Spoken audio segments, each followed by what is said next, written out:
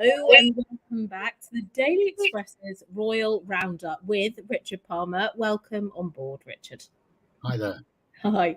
A lot to go and talk about this week. We've got more details of the coronation, which we did touch on last week, and of course we've got a few lines as well on other various royal family members, including Prince Harry, which we've spoken about before, and Prince Andrew, as well as some royal baby news, which is quite lovely for the midweek when we found out.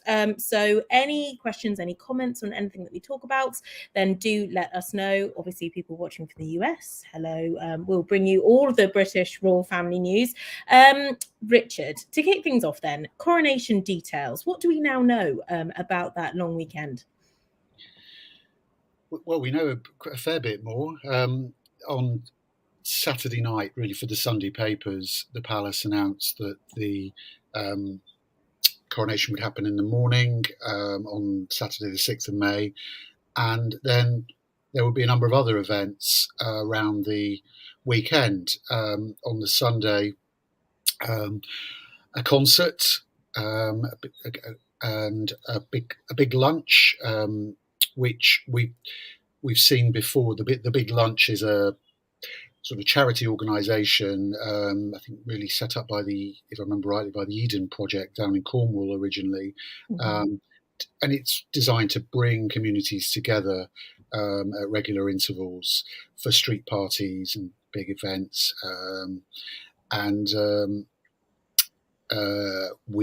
We saw that at the Jubilee, the Platinum Jubilee, and I think if I remember rightly previously at the Diamond Jubilee, where people were brought together. We do love a street party in the UK, and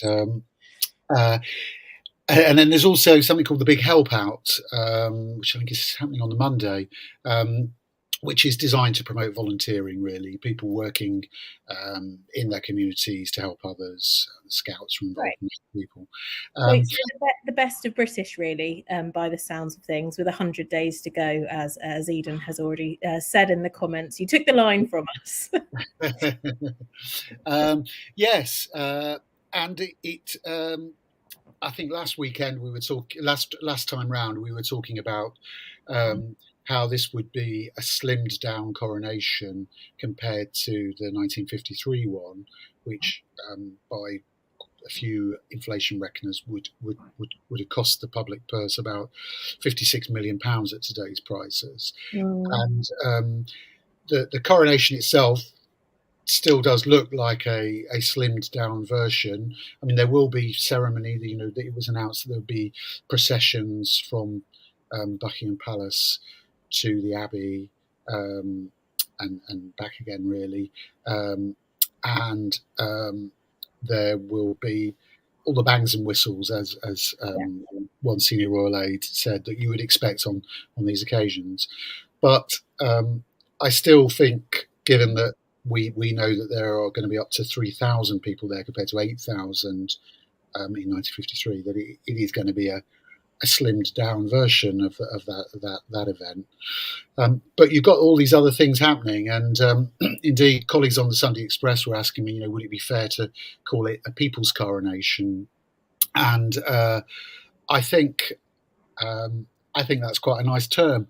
Palace it's not a term the palace would use. I'm not entirely clear why. It may be because it's associated, that the people's princess certainly was associated with Tony Blair and Alastair Campbell and that new Labour government in 1997. Maybe there's some feeling that it's too closely associated with one political party, but I think it's a fair term, and so it promises to be a lot of fun, I think. It does, but before we get to that point, obviously there's been lots of drama with the royal family, to put it politely, and there never seems to be a week at the moment, Richard, I'm not sure if you agree on this one, where there isn't some sort of news coming through which some people might perceive to be bad press for the royal family. I think so. If it's not Harry and Meghan, it's Prince Andrew. There's stuff bubbling away about Prince Andrew, and so both both the Sussexes and the Duke of York threatened to overshadow the coronation one way or another. I think it's fair to say. Um, from what I've seen so far, the royal family is just trying to say business as usual. We're not discussing that, and up to a point that's worked. I think. I mean, we have been asking questions as royal correspondents for the last few weeks about Harry and Meghan's claims and what are you going to do about it? What are you going to say about it? They've held a pretty firm line that they certainly publicly didn't want to get embroiled in a messy public dispute with them, Yeah.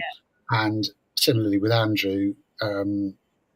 But obviously, some particularly former senior royal aides and friends of the family have discussed some of those things and tried to um, say that some of the claims that have been made weren't true, certainly in Harry's book. Yeah.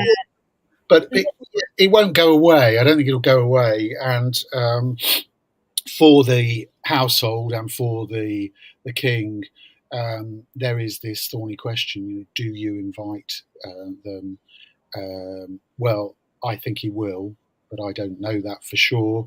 The palace says that no final decisions have been taken on the invitation list yet. So we will wait to see on that. And Yeah, and of course there's that balcony moment, isn't there, that we see from all of the royal events, really, where we do see them on the balcony, and that is a picture that is used throughout the many years. And by the sounds of things, he's taking lots of inspiration from his late mother, Charles. So I can imagine that he'll be wanting the same thing. So it begs the question, will we be seeing the same balcony moment as we had as of late, which didn't actually have Harry and Meghan on there? well, you're right. I mean, they've said that there will be that balcony moment. What the palace hasn't said is who'll be on the balcony. Um, I think we'll only find out very close to the day Yeah. about that. That's my guess. And is that also security reasons as well as obviously personal family reasons as well? I think it's just no. I think it's just news management reasons. They will want to. I mean, I suppose the problem from their point of view is if they say um, the Sussexes aren't coming, for example, or Andrew isn't coming, or Andrew won't be on the balcony, Harry and Meghan won't be on the balcony. It's a huge story that rumbles on for ages. So my guess is that they'll want to limit that one way or another, and so I think we'll find out pretty close to the time. Maybe wrong, but that's my guess at the moment. I think you're completely right, Richard. Some people Yeah, comment saying keeping it to working royals only balcony and coronation. But then again, it's one of those, it's one of those things. If they're not on there, then people question why they're not on there. If they are on there, then people question why they are. So yeah, you can't, from the royal point of view, you can't win on these things. My guess is that the king will take the moral high ground, whatever the state of his relationships with the Sussexes and his brother Andrew at that point. My guess is he will take the moral high ground and invite them all to the coronation. But we saw at the Platinum Jubilee the Queen break with the sort of the order of precedence in the seating arrangements at St Paul's Cathedral, where the working royals were given precedence, so they had the front row seats, and then the Sussexes and others who don't actually undertake official duties on behalf of the monarch, it was still then Queen Elizabeth, obviously, were relegated to seats behind. And if I had to guess at this stage, that would be my guess for how things will work this time round. And I don't believe that there will be a place for the Sussexes or the Duke of York on the balcony. palace. Now that's interesting, but the key difference is obviously very, very different situations as to why they're not working senior members of the royal family goes without saying. But the key difference is one of them, the pair of them wanted to step down as senior royals because they got to that point. The other difference is that, Andrews, when we've had these conversations before, Richard, does want to come back into the fold in some kind of way, and surely this would have been a good opportunity to try and push that. And by the sounds of things, he's coming into lots of headlines recently, and I'm just wondering whether that is still his goal. Well, I think there are real mixed messages on the Andrew front. Um, and the situation now is not helped by the fact that he doesn't have anybody dealing with the media officially. Right. He had somebody who wasn't a palace official, but somebody who was working for him, handling media inquiries, and she was excellent. I liked her a lot. I thought she was really good, and she moved on at the end of the year. I'm not entirely sure of all the circumstances around it, but I think it was, she had other priorities. Gosh, I'm hoping I will be at the coronation in response to a question that's just flopped up. But you never know, we won't know until, again, very close to the time whether there will be enough space for royal correspondence in the Abbey. But I would hope so. Sorry, I got distracted. So and she was certainly giving out the message that the Duke of York wanted to just move on, wanted to get on with sort of private business interests, and was not looking to come back into public life, was not looking to return to the fold in that sense. But there have been people behind the scenes giving an alternative view, and now it's really quite hard to, without collaring him personally and trying to grill him, which is easier said than done. It's really hard to say what he wants, but I think it's been made pretty clear by both the King and by the Prince of Wales, Prince William, that they see no role for him in the future. And indeed, they were really hacked off that he managed to wheedle his way into accompanying the Queen to the memorial service for the Duke of Edinburgh at Westminster Abbey last year. And you probably remember there was a huge row in the family about that. There was. It became public knowledge. Oh dear. Okay. Well, it's 100 days to go. That I'm sure we'll be talking about this a lot as we get closer to it. In terms of the media's relationship then with our new king, Richard, as you report on the royal family every day, what's that actually like? Because that's come into it's had a microscope on it, hasn't it, with Harry and Meghan? But what is that actually like now with a new monarch? It's been good so far. I think he had a much smoother. There was a much smoother transition than many people anticipated when he became king. It's obviously a really difficult time for all of them. You could see the grief etched on their face and how shattered they were after that period after the Queen died. It had always been planned that he and Queen Camilla would tour the four nations of the UK, and most of their programme of events in that period had been planned for years. There were slight tweaks, and since then, I think, it's been good. I mean, I think we are really, one of the interesting things is we are really starting to see, I think, what King Charles III is going to stand for. and how that compares with what Queen Elizabeth II stood Mm. for.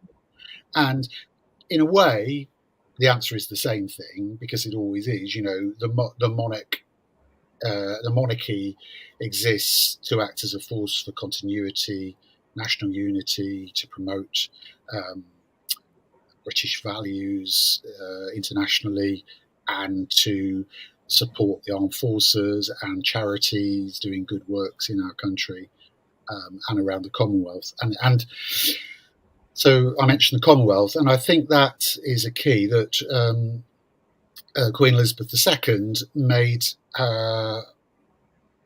Part of her legacy was Mm. building the Commonwealth from Yeah. its early start under George VI, out of the remnants of the Empire, and creating something that wasn't, despite the claims in Harry's Harry and Meghan's Netflix series, wasn't the Empire Mark II. It was something different, and an association of independent nations, bound together by, in most cases, their common history as originally part of the British Empire. But going forward, and huge economic powers are in there. India, is a global powerhouse, and I think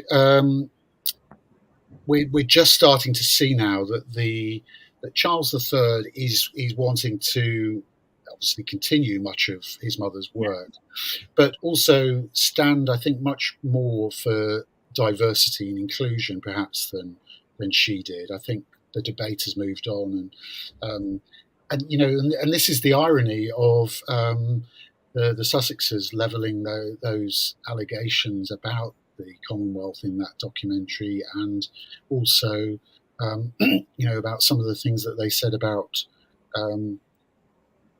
unconscious bias, if not racism, in the opera interview, and then Harry sort of rowing back on that slightly, so saying family's not racist, but there's unconscious bias there, in his interviews around the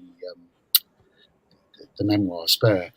So I think the king is putting diversity and inclusion at the heart of his reign, and also there are other issues, climate change, the battle against climate change, and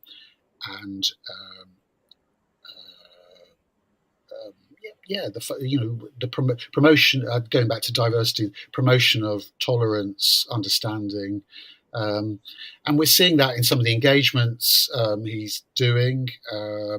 He's going to the Africa Centre later today, in London, which is a centre that is sort of set up to bring the British African community together, and to link them with the diaspora around the world. It's a little bit worthy, maybe, but I think we're seeing some interesting developments there. So he's obviously aware of what people are talking about in Britain, and even though the Queen obviously was aware of this too, he's just bringing it more into the modern age. Would you say? Yes, I think so, and I think another key theme this year, certainly, from all of them in the working members of the royal family, is going to be the cost of living crisis that people are facing in the UK. Because we've seen this morning that William and Kate have been out in Windsor again at hello in Melbourne, Gabrielle. Yeah. We've been they've been out at a food bank at Windsor Food Share, and they've been talking about the impact that the cost of living crisis has had on people. So it's it's much more than a ribbon cutting monarchy. They are still inhibited by what they can say and do. They're not politicians. They have to be very careful about what they say and do. And because of everything, the drama that's unfolded over the past few years, they do seem very close knit and aligned, I have to say. as senior royals, even though obviously there are less of them now. They do seem like they're more in tune with each other. I think they are. Yes, I think that's an interesting point you make, and uh, I think the ones. I mean, there probably are still a few tensions behind the scenes. Is Prince Edward going to be made Duke of Edinburgh, for example? Mm. But certainly, publicly facing, there seems to be a unity of purpose, and it is a hierarchical organisation, and they know where they stand in the hierarchy, I guess. Okay, interesting. Thank you for your insights as per. A bit more jolly news this week. A royal baby is on the way. Baby number 2 for Princess Eugenie. We saw the Instagram post. Richard, obviously this is lovely news, and obviously huge congratulations, Princess Eugenie and the royal family. But it made me think about sort of announcements within the royal family and all being in line with each other and all aligning to what everyone else has got going on, and to not announce it at the wrong time in case you're overshadowing somebody else's project. How does that work then in terms of diaries? Is there a protocol? Well, yes, there is a diary. There is a diary. There's a meeting of senior royal aides, fairly senior royal aides, and they look at the events coming up, and and there are, as much as possible, attempts not to clash. Mm. And I have to say, Monday and Tuesday this week, although I did end up getting stuff in the paper in the end, including Princess Eugenie's announcement, Monday and Tuesday were really quiet. There was nothing in the court circular. Nobody did anything on Monday, and Tuesday wasn't much busier, really. Yeah. So my guess is that had been built into the diary. That Tuesday was a good day to announce it because there wasn't much going on. Yeah. And how they announced it, well, it was a bit of the modern and a bit of the traditional. So at 1 o'clock, roughly, Princess Eugenie posted on Instagram with a picture of herself with August, her son, Mm-hmm. and which was a lovely picture of him Yeah, she is a very, really sweet kissing picture. her, kissing her bump. I mean, I don't know whether I'm allowed to say bump, because I do know that a lot of people on social media say, if I hear that phrase baby bump again, I will scream. You're probably going to hear it a little bit. And I think, but at the same time, Buckingham Palace sent out a press notice announcing that she was pregnant as well, and saying that the family were delighted. And so that's the more traditional way of doing it. Mm. I guess going back, they just posted on the railings or whatever. But the I mean, again, it is interesting because Eugenie, she's a member of the family, but she doesn't represent No. officially at all. She has charities that she's a patron of, but those are just things she does in her own spare time. But do you think that the fact that she, obviously this announcement and the fact the diaries were clear, etc. She used to be very close to the late Queen, didn't she? So I assume that's also a nod from Prince Charles, King Charles. How am I Yes. still saying Prince Charles? King Charles. From a level of respect, and it must have been a very difficult time with everything that's happened with her father too. Yeah, yeah. And she is doing some interesting work as well. Actually, I mean, before that announcement, I was already writing a story about her, which was based on an interview she'd done with Reuters while she was at the World Economic Forum in Davos a few days earlier, and it had only really come out to a wider audience overnight. So one of her big things is campaigning on modern slavery, to highlight the evils of modern slavery and people trafficking. she has not at any point responded to questions about how she can do that when her father is accused of having sex with a young woman, 17-year-old, who says she had been trafficked to London for that purpose. But that aside, she's got some interesting things to say about it, and she was talking in Davos about how she wants how she wants August to be an environmental campaigner from now on. Really, from he's just about to be 2 in February. How they don't use plastic at home if they can avoid it, and also how climate change and some of the other sort of big environmental problems facing us will, is tied up with people trafficking, because essentially people in poor parts of the world who have no access to water, or glaciers are melting and causing flooding, whatever the environmental problem is linked to climate change, means that people have to leave their homes potentially, and flee, and they then become more vulnerable to people taking advantage of them. Horrific. Yeah, and the fact she's not answered specific questions and stuff, but she's still carrying on, where she could have easily bowed out of that project, but she's still carrying on, shining a light on it. Just goes to show that she obviously cares. Okay, moving on from Princess Eugenie, we've got one question here. What are your feelings on William and Catherine's tweet to Jacinda Ardern, New Zealand PM? I think they tweeted the fact that obviously they thanked her, I think, for her services, and it was quite a personal tweet to her. Richard, I guess, what are your thoughts on it?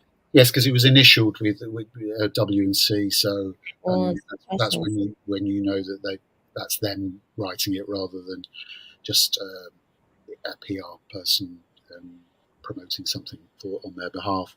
Yeah, it's interesting. I know I've seen some feedback particularly from people in New Zealand who don't support the government there, that it was one of the few things, or perhaps the only thing they've ever disagreed with that William and Kate have done, and I can see the argument. I mean, I think they do. Inevitably, they have. Good personal relationships with quite a few Commonwealth leaders, and other world leaders. For example, they were particularly close to the Obamas, less so with the Trumps. It does create a potential problem, but equally, I suppose on the other side of the equation, you can say, well, they're being authentic, that they work closely with these people, had personal admiration for them. They are making a rod for their own back. I mean, I do think probably they will need to show that they are equally supportive of other politicians in New Zealand. Yeah, making more work for themselves, aren't they, if they're doing it so publicly? One final question then. This is interesting. Will Consort be dropped from Her Majesty's title, and if so, when? Well, there's no official word from the palace on that. I mean, certainly we had a conversation with the senior royal aide, who was very relaxed about us calling her Queen Camilla, for example. Some papers, the Times notably, took a decision a while ago to just call her the Queen. I think they will drop the consort at some point, because every Queen consort has just been known as the Queen, Queen Elizabeth, Queen Mary, whatever, up till now. I think it is just that Elizabeth II was on the throne for 70 years. For many people in the world, she was just the Queen. They knew they were talking. Everybody was talking about when the Queen was mentioned, even though lots of other countries have queens. And I think it's just a case of so putting some distance uh, between her death and this new the, how Camilla is described. So my guess is by the coronation they'll just be calling her the Oh, so Queen. quite soon then, and that is something I'm sure the king will welcome probably. I think so, but I mean, from a newspaper reporter's point of view, it is slightly tricky, I find, because when you write a sentence, you want somebody. You don't. The last thing you want is somebody reading the sentence and then losing their train of thought and thinking, "Hang on, I better go back to that. Who were they talking about when they said the Queen? Were they talking about You last make Queen a good or point, yeah. this Queen?" Yeah. So, in a way, it's helpful to either call a Queen Consort or Queen Camilla at the moment. I think just so that that's easier. Well, that Another thing I've found interesting, actually, I haven't mentioned it to our bosses, but I've noticed in headlines, not just in our paper, in a lot of papers, still are calling the King Charles. So Charles wants, blah blah coronation. Charles says this, and that surprised me because we never. I can remember on one occasion a sub changing something I'd written and just saying Elizabeth said this or that, and we don't call her just Elizabeth.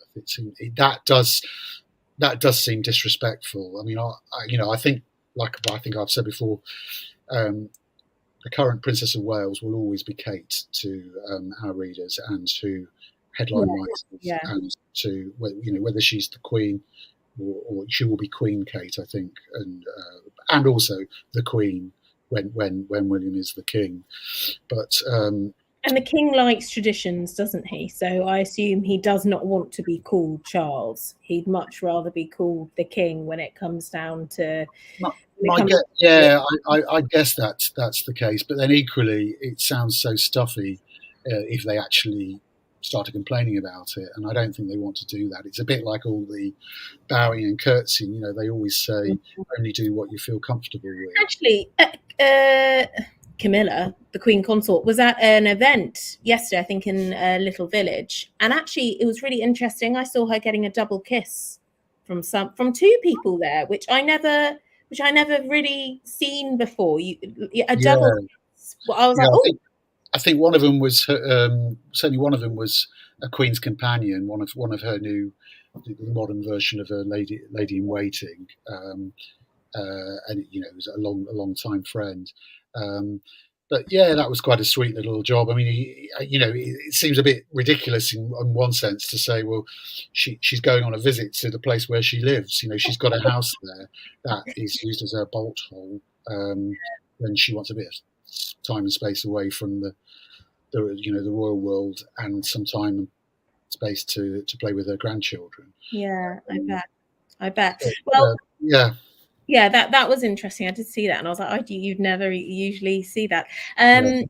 The other Okay, thing I just wanted to mention, yeah. just to flag up really, was can't say any more about it at the moment really. But we were. It's already been around, but Kate is launching a new campaign next week on um, the early years again. So it's the same thing she's been campaigning on for years, but this is a new phase in the campaign. Don't really know the details at the moment, but I was at Windsor yesterday when she met for the first time with a new advisory board supporting her in this work. And She obviously seems to absolutely love that. It sort of begs the question. She obviously loves children, you know. well, I think it ties everything together that or a lot of things that she's worked on, addiction and things like that. And one of the experts was saying to us that you can now predict from a child's life in the first 5 years, you can predict what illnesses that person is going to get as an adult, and so the research is moving on, and there are so many things they think they can predict now about things that will afflict people later on in life, not Mhm. just physical but mental health problems and things It's like. I mean, I ended up, I mean, without sharing too much, I ended up going to the hospital, and one of the consultants I spoke to said, "Were you really sick as a baby?" And my mum was there, and she was like, "Yeah." She was like, "Well, that would explain why you get these frequent, severe migraines and stuff." She said it's all linked back to childhood. Anyway, enough about me. We're already over time, as it were, but will we be seeing more of the rules this week, yes or no? Well, next week, yes.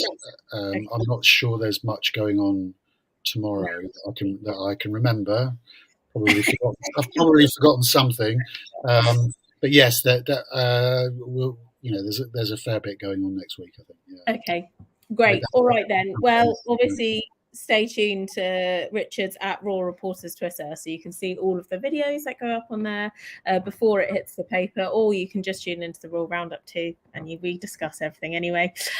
Richard, thank you as ever for coming on, taking up too much time as per usual. Ed, the producer, is probably going to be like, you need to wrap up at 30 minutes. So we're going to go now.